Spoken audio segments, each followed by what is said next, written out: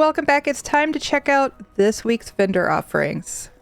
Starting in the Scholarium, we have Bound Affix Script Evasion, adds evasion, a buff reducing damage from area effects.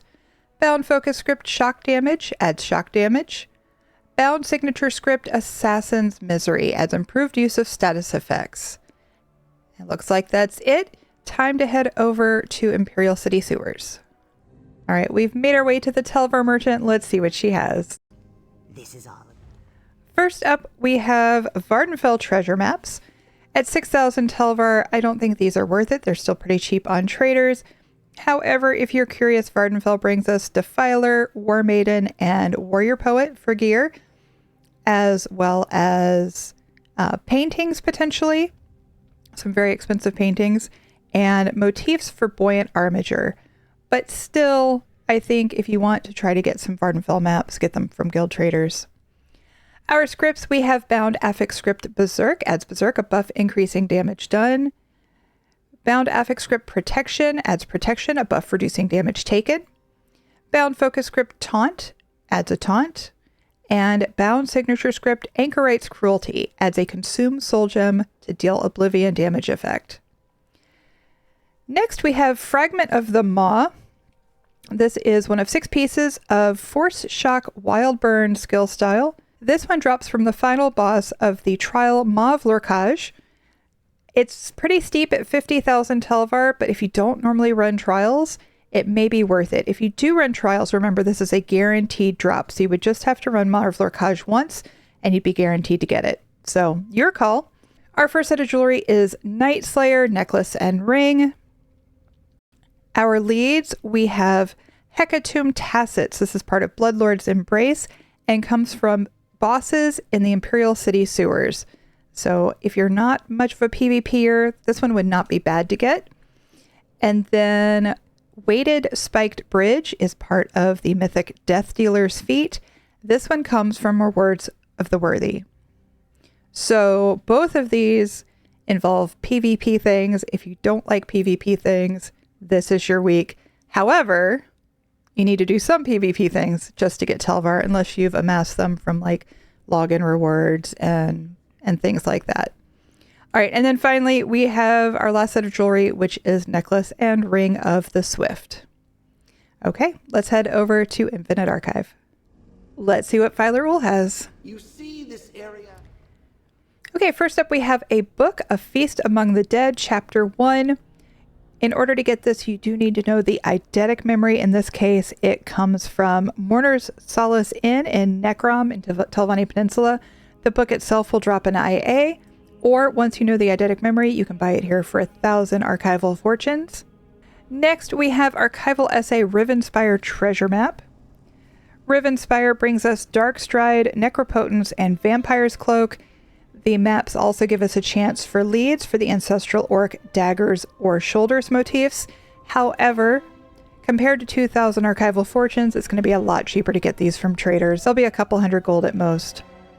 I'm excited about this blueprint, Solitude Armchair Ornate, 125 to 176k with only 2 listings granted. But not a bad plan at all. Bound Affix Script Force adds Force, a buff increasing critical damage. Bound Affix Script Heroism adds Heroism, a buff increasing ultimate generation. Bound Focus Script Mitigation adds damage reduction. And Bound Signature Script Cavalier's Charge adds an increase to damage as ability persists effect. Our style page is Thurvikin Shoulder. Thurvikin drops out of Fanglair. But remember, the shoulder is only going to drop from the Undaunted vendor or the Undaunted quest giver when the Thurvikin style mask drops in Fanglair. So since you can just go up and buy this with keys, I think shoulders are a lot easier to get than masks. I would save your 15,000 archival fortunes for the next mask that comes along. All right, companion equipment, heavy armor. This one is going to be random. It's going to be bound, so you're not going to be able to sell it. And it's going to be a random trait. This is not my favorite way to get companion equipment, but as long as you know it's bound and that you're at the mercy of RNG, feel free to take the risk at 5,000 archival fortunes each. Our second book, Daedra Dossier, The Titans. This one drops from Scrivener's Hall. You get the keys from the Cartocleps. You open the chest, and there's a chance for you to get the book in the chest if you know the eidetic memory, or you can just buy it here for 1,000 archival fortunes. Again, if you know the eidetic memory.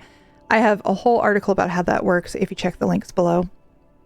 Next up, we have Diagram, Dark Elf Thurible Caged. On PCNA, this one's only about 13 to 18k with 9 listings, but 2,000 archival fortunes still isn't horrible for it, but it is a little bit cheaper than some of the other ones we've seen. Erroneous Archive Map. Consume 20 Erroneous Archive Maps to unlock the Walk Through the Mirror Maze achievement and the Shattered Mirror Maze body marks. Here are your Shattered Mirror Maze body marks. At 3,000 archival fortunes apiece, when you need 20 of these, I think this is awfully expensive, and you're guaranteed to get these at some point if you run enough Infinite Archive dailies. They do drop in a particular order. These are towards the end, but eventually you'll get them. All right, our leads. Our first one is lead Aether Quartz Tonal Resonator. This is part of the Ebon Dwarven Wolf. If you don't have your Ebon Dwarven Wolf yet and you need this one, it drops from the Craglorn Delve Muthanards from all the bosses, it looks like. Or you can get it here for 5,000 archival fortunes. Next, we have lead Bull's Head Gallery Rail. This is part of Belharza's band, and this one drops from dailies in the Deadlands. Some of them will be easier to do than others. Might have trouble finding groups for the world bosses. But again, here for 5,000 archival fortunes if you'd rather not mess with any of that. Our final plan this week is Praxis Druidic Statue Planter. This one is running 92 to 160,000 on PCNA, so that one is not a bad deal at all. Next up, we have Regeneration Lilac Purple. This one you can just get for keys from Maj El Ragath at the Undaunted Enclave. It runs 40 keys. So your choice whether you want to spend 40 keys or 25,000 archival fortunes. I think either one is perfectly acceptable. And finally, we have Remnant of Cruelty. Consume 25 Remnants of Cruelty along with 25 Remnants of Deception to unlock the Echo of the Abolisher achievement and the Echo of the Abolisher memento. Remnants of Cruelty drop from Left Wheel Trading Post in Gold Road. That's a public dungeon. And then you'll need to combine that with 25 remnants from the other public dungeon, which is Cylorn, in order to get this memento.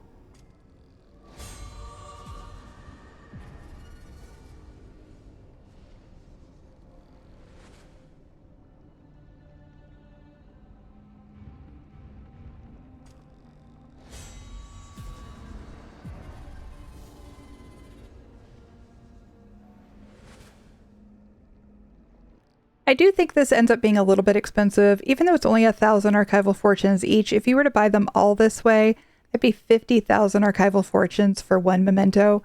But if you're only missing a couple and you want to speed it along, then it's a pretty decent price for that.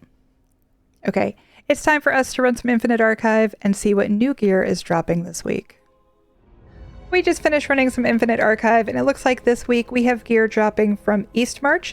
That includes Akaviri Dragon Guard, Fjord's Legacy, and Stendar's Embrace, as well as from the Reach, which includes Radiant Bastion, Void Caller, and Witch Knight's Defiance. That's going to do it for this week. We'll see you in the next one.